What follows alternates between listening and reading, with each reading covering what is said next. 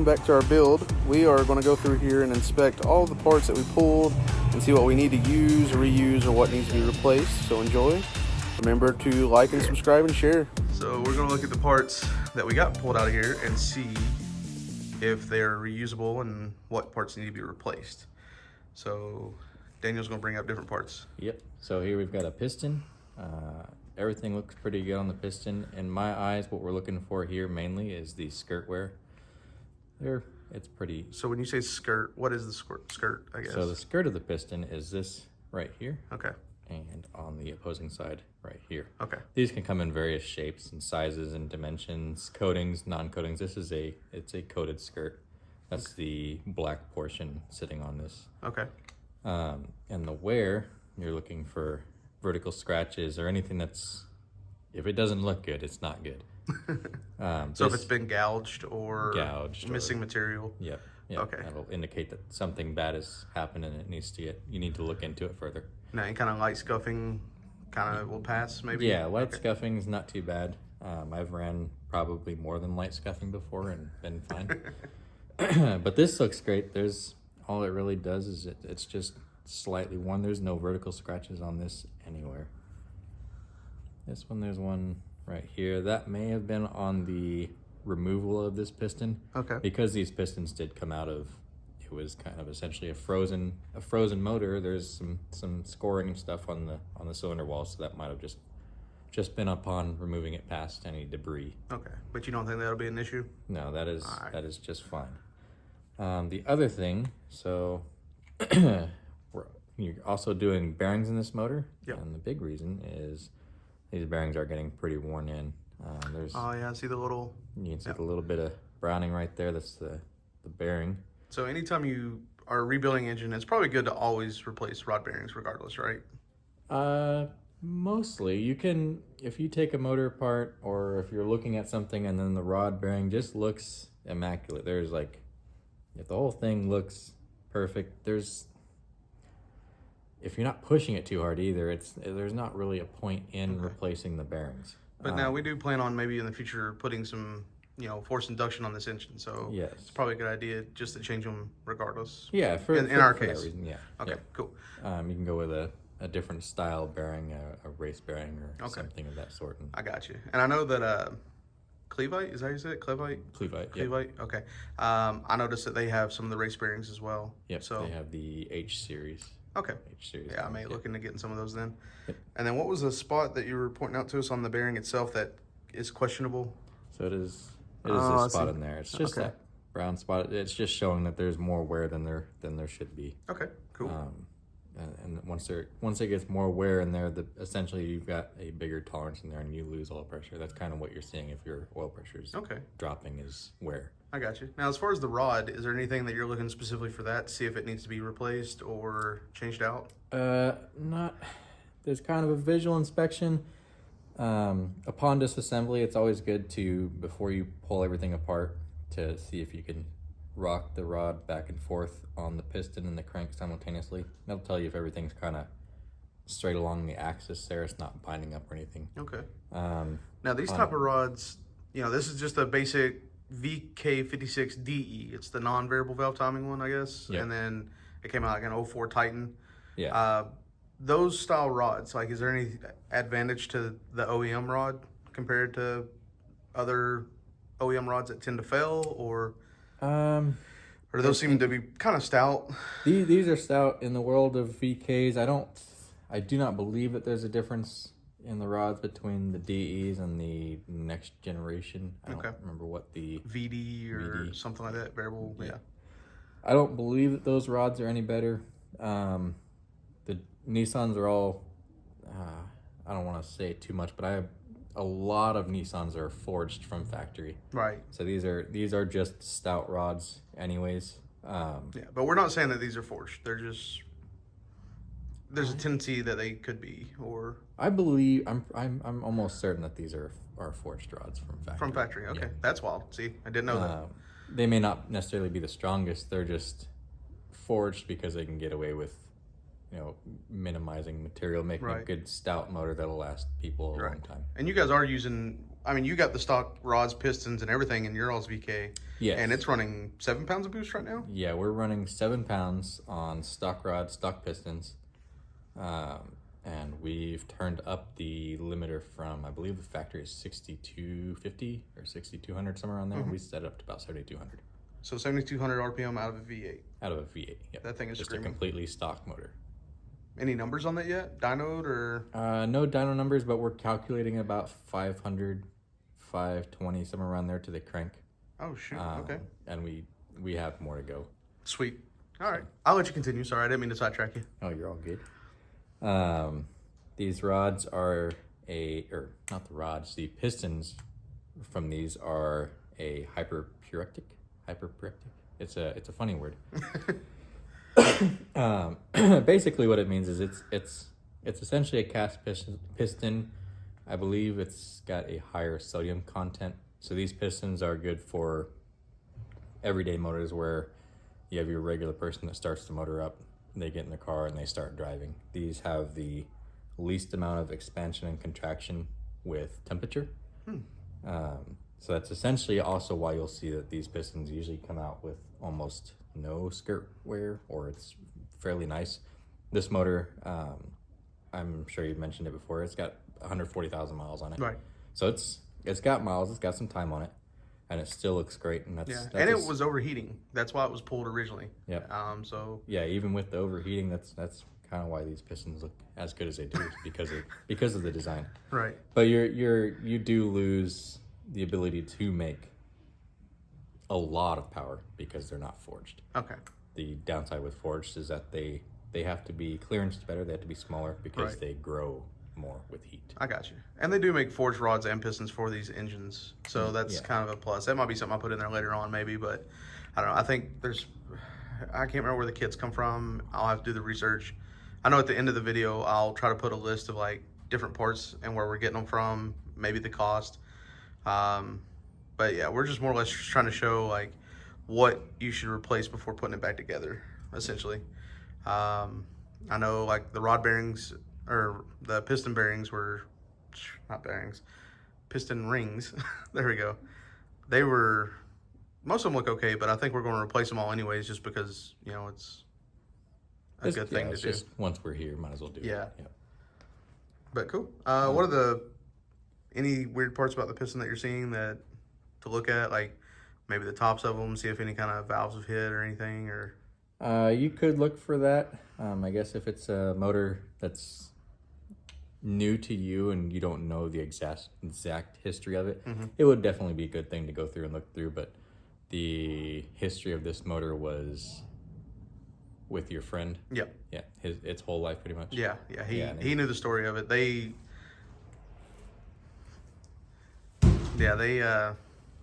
had the truck from new, and it overheated one time, and he didn't feel like really tearing into it to see why. So they went and got a new engine and just took this one out. Yep. So yeah. Yeah. So there's not a whole lot to really do. If it just had a simple overheat, you could definitely look for warping in the head, any problems with the head gasket, if there was a problem going on with the head gasket that didn't necessarily get caught but also caused the overheating. That would be a good thing to look into. Right. But as far as like mechanical, like any definite mechanical injuries that this motor may have had, valves hitting and stuff like that, I wouldn't necessarily be too much worried about that, knowing the history of the motor. Right. That didn't. We pulled the motor apart and there was nothing indicating that there was a problem with the timing. So right. None of that should be too much of an issue. And we'll go look at the block here in a little bit too to show the inside of it, and you know. But okay, so I mean, as far as piston and rods, they look like we're going to reuse those, but we are going to replace the piston rings and rod bearings just for safe measure. And the other thing to note, though, that since we're doing piston rings and planning on adding boosts, is that also gives us the time to go through the piston rings and make sure that the gap in the piston rings are what we're looking for. Okay. That way they can handle more temperature and more boost without... Yeah, just being proactive. Yeah. Cool. Well, so that takes care of the piston then, right? And the rod and all that. Yep. And then, so let's see, what other parts we got in there that we want to look? Yes. Cams. Say main bearings would be a good one to explain. Okay. So upon removing of the crankshaft, you would be looking at the main bearings. You'll look at the wear pattern of the main bearings all throughout. And if the wear on the main bearings are abnormal between any of this one has 5. If there's an abnormal wear in between any of the 5 main bearings, that'll tell you if the block itself is shifting and causing any sort of abnormal wear that way. And it would tell you if the block is needing a line hone down the crank. Gotcha. Okay. But yeah, all of these main bearings look pretty much fine.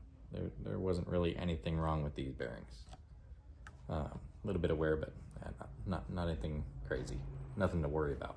But we're going to replace them regardless. Yep. Just because we're here. Yep, we are. And honestly, I know I've done some pricing on the main bearings and stuff. My shop is literally right next to an O'Reilly's, and so we get a lot of parts from them, and we check them out. They've got the Cleveite, yeah. They've got the rod bearings and main bearings, and they're fairly cheap. Honestly, they're under $60, something like that, or less. So a lot of the rebuild stuff, like bearings and things, have been pretty cheap for this engine. And surprisingly enough, O'Reilly's does carry a lot of the VK replacement stuff. So yeah, the bonus to this motor is that they're Titans and Armadas and the with the QX 3500s. Yeah, the van, and then there were also the QX80 or something like that, or Infinity. Yep. Yeah, so these engines came in a lot of stuff. It's kind of like the equivalent of an LS engine that came in every GM product ever. Yep. The VK came in all the Nissan trucks, vans, and SUVs. So they are plenty. Cool. But yeah, we are going to change the main bearings. What else are we looking at? Let's see. We've got our the cams. Did they seem to be any issue? Now, this one is not the variable timing one, so I'd say the cams on these are pretty basic. And I do know that Brian Crowler and a few other guys that we actually carry, they do have the cranks, the cams, and everything else. They could pretty much make any size style you want depending on your power and what you're wanting to do, or if you want to rev it higher. But we're staying pretty stock, honestly. Yeah, if you're gonna add boost to it, was there any weird spots? No, everything looks pretty nice on these camshafts. There's no gouging, so if you have an oiling issue with a motor, or if it's ever had an oiling issue, you'll also notice that there will be gouging on the camshafts themselves, or the cam caps. These all look fairly great, fairly perfect. So we're just going to reuse the cams that were in it. Yep. There's a little bit of surface rust that builds up on them just because the motor's sitting, but you can take you can take any of your personal preference things and kind of polish them out a little bit too much, or a little bit with a little bit of oil in it, and they clear up just fine. So, or I mean, there's a lot of shops out there, I guess, that would this kind of stuff too. Yeah, I know you can take your block and your heads and everything to a lot of machine shops or anywhere, and they can always clean them up for you. Yeah, but I mean, these came out looking pretty nice, honestly. Yep. For 140,000 miles, I mean, I was pretty impressed with how clean everything came out and looks. Yep. What else we got over there? Let's see. We got the timing chain. Yeah.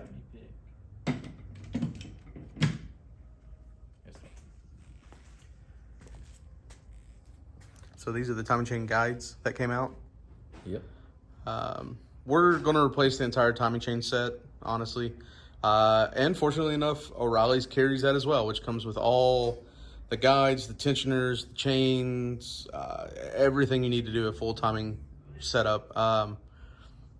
I just like doing it because I've got the engine out of the car already. I'd say if you're just taking the engine out of a good running truck or anything like that, you could just probably not have to deal with that.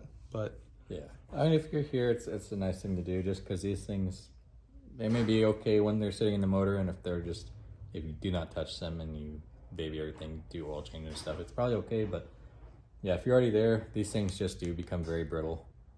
So I think it's always a good thing to just go ahead and replace the guides. Especially if you got the engine out. Yep. And easily accessible. Yep. So, plus you get to change all the, I guess do these have the, I guess they're kind of like a VQ, right? They got all the same tensioners, stuff like that. I mean, it's the same style. Yep. I know that some people complain on the VQs that the galley gaskets would leak, and that's where your oil pressure issues would come in. And yeah, I don't know if these engines have that issue. Fortunately, they do not. No, they do not. Okay, so there's another win for the VK. Yep. So, even better. And then, I don't know, as far as hardware goes, you could pretty much reuse most of the hardware, if I'm not mistaken, right? Like the bolts and things of the sort, head bolts maybe. You're supposed to replace the head bolts, the main bolts. I believe you're even supposed to replace the rod bolts on these. Okay. So good rule of thumb is just change the hardware for... Yeah, your main hardware, you want to go ahead and change those. Okay. Get the right tension and torque on them. Yeah, because once they stretch, they get weaker. And then when you go to do it again, they're just going to stretch further and get weaker and weaker and weaker. And obviously if we're going to be running boost, and it's a drift build, so yeah. I'm not a light foot driver. I'm going to find the rev limiter probably more than I should. So yeah. It's probably a good idea to just go ahead and change those. Yeah. So that's fair. I understand. Yeah, it's always good it's a good thing to tell people to replace those bolts. Yeah. But yeah. Right. I recommend replacing the bolts. If you don't, just, it's a liability. It's a liability. just know that, like, if you don't change the hardware, that's on you. Yeah, you may have problems. I'm not a professional engine builder, and this is kind of a first go for me, so I'm just kind of figuring it out as we go as well. The other nice thing, though, is that if you do replace the hardware and you want to spend just a little bit extra money, you can get ARP hardware, your main stud. You would get main studs, yep. Head studs, and new rod bolts. And I'm not an ARP professional. I don't know their entire category, but I would say that 95% of ARP stuff is reusable. Okay. It's a measurement that you'll take on your specific bolt. Right. And then after you've reused it a few times, you'll go back and look upon that measurement again. Right. If it hasn't changed, then that bolt is still good. Yeah. And if that measurement changes, then right. I believe they have a tolerance that they have. And luckily enough, I mean, we carry ARP hardware, ARP head studs for pretty much everything. The nice thing is we carry a lot of the stuff that will be used in the rebuild of it. But like I said, we're also going to be using a lot of stuff from O'Reilly's as well, just because it's so easily accessible and honestly not that expensive compared to some of the other stuff I've worked with before. I've already found out that the prices of all the gaskets and everything on this has been way cheaper than when I had to do it on a VQ. Not hating on the VQ, I love that engine, but the VK seems to be a little nicer so far, and it's more power. Yep. So, I was trying to think of what else. I know the valve covers, they're plastic, and you said that they do make like the metal ones. Yeah. So I don't know the company name off the top of my head, but on eBay or Amazon there's a company that's out there selling metal valve covers for these. It looks almost nicer than the plastic ones. I got you. I figured that'd be the case. Can you bring me the gasket setup there? So, I actually want to show people this too. So I actually got this from O'Reilly's. This is a head gasket kit, but it does come with your valve cover gaskets and quite a few other things. But O'Reilly's also sells a full engine gasket kit, which would then include your main seals, rear main seal, front main seal, everything intake related, everything exhaust related. I mean, literally from top to bottom, it would cover it all. I know that this kit from O'Reilly's was only like $160-ish or something like that, maybe. And then I think the full engine kit was $350, $400 maybe, which honestly would save a lot of time and headache trying to source it all individually. But I did also price and look at O'Reilly's, and most everything you're going to need, they have individually as well. I know you can get like just the rear main seal by itself. You can get the the front seal by itself, and a lot of other things just individually as you go. I went with a head gasket kit because I'm not sure what all I'm going to need otherwise, and we are going to be changing some other things out because I know that I'm going to try to change the oil pump. I think Boundary is the company that makes a full, it's like a billet pump. It's also made for higher revs, and it's heat treated. Oh, no. But those are like almost $700 just for that. But I've seen a lot of comments on different pages about the VK and over revving it. It's kind of like an RB. They start to kind of have oiling issues at the higher revs if you're not careful. So yeah, if you go that route, and luckily, like almost everything else, we carry the Boundary brand as well. So we'll probably be getting stuff from them as well. I don't know. Did we see anything else as we're going through the engine and the block? I know we've got the block set over here. I can take the camera to it and look at it and maybe go through it. Then we got our heads and stuff under the table here. Oh, sorry. I'll say if you want to, I mean. I'm gonna pull one of these buckets out. Oh, okay. I got you. Oh, come on. Give me one. So one of the things that I really like about these engines is that they are a cam on bucket type valve train.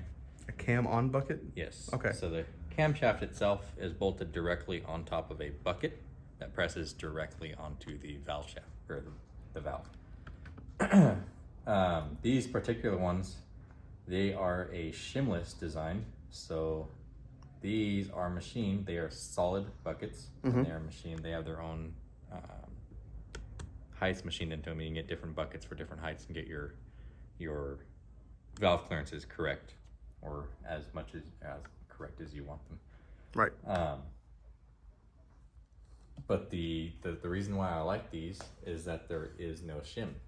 So a lot of motors, RBs, I guess JZs aren't necessarily as susceptible to it, but when you start revving them high, and if you have any sort of issue or your valve springs are a little soft or something happens, maybe you get a backfire if your rev limiter is really hardcore or something, you have a lot of chances that you can float the valve, and that's where the lobe comes off of the bucket because it has inertia. It's pressing it down real fast. And if it comes off too quick, and if you have a shim in there, a lot of times these can just bounce up, shim pops off, it comes back down, and that shim is in a place where it should not be, and things scatter into a million pieces. So that's not an issue that you would run on the VK though? Right. Because they do not have shims. Okay. They use a bucket. Yep. Well, they all use buckets, but on a RB26, a GTR motor, they put the shims underneath here, and it sits in like it's ridiculous how little of a pocket they have that shim sitting in. Gotcha. And if it just pops out of there, yeah, you're done. Massive issues. Okay. Fair enough. So another +1 for the VK. Yep. Learning all kinds of new stuff. So yeah, I kind of went with the VK swap on a whim, not really knowing all this. So this is making me feel better about doing so. Yeah, and I was looking at VH45s and VH41s, which are the older Nissan V8s. Yeah. Right. And I was like, these are really cool, and loved them. Got a couple of them myself. Started doing stuff and building them. Got sidetracked with RB stuff. Yep. And then a couple of years go by, and then I'm looking back into it, and I'm like, maybe the VK is the better route to go, and that seemed to, it caught on fast. Yeah. I know I've been following the VK stuff since, I think, Chris Forsberg back in like 2006 or something. When was it? He took his championship with a VK that he literally pulled it out and put it in a 350Z and took a championship with it. Yeah. Like, did nothing to it. Bone stock. And so ever since then, I was like, that's the thing I want to do sometime. Yeah. So. Yeah, they're great little motors. They're perfect. Little. Yeah. I mean, they are 5.6. Let's see. Yeah, we can take that pin out. And these engines, they're aluminum. Yes. So they're pretty lightweight. There you go. Maybe I should grease the stand. Cool. So this is actually something we bought from O'Reilly's as well. It's got the 3 little fingers there. They are, I mean, they're under tension, so you can see how they push back out, give you even. It goes to just any basic drill that you have. I know O'Reilly's has these for rent as well, so I wanted to use a brand new one just so I would know that no one had messed anything up. But yeah, if you've never seen this, you can always look up, I guess, engine honing. Yeah. And there's a lot of videos on how to do it. Yeah. But we've already done it just to kind of help make sure everything's good. But just to freshen everything up. The reason I like using I do like using those for just a little bit first, because it'll give you a way to look into the cylinders in another more visual aspect to see if there's any egg shaping or any weird things that are going on with the cylinder wall itself, because those obviously don't move. You can also use a dingle ball hone. Right. But yeah, those won't show you anything. Those will just clean the wall itself. Right. So actually, just kind of want to get my camera in here so people can see. So is there anything you want to point out in the actual cylinders to look for? I know on here, pretty much everything seems pretty uniform, no weird issues. Yeah, there's not really anything too crazy in there. There's a little bit of staining. Right. It's more of staining from from it sitting, not necessarily as big of a pit or anything in there. Right. And you just want to make sure you don't have any pitting in there. Yeah, you want it to be a nice, perfect cylinder. And these aren't necessarily the most perfect of a cylinder, but they will work. Right. So there's not necessarily anything wrong with them. Right. And then some of the scratching that you're seeing in there, I would assume came from the honing process. Yeah. So that was not because of a piston rubbing against it or anything. Right. So yeah, these all seem pretty clean.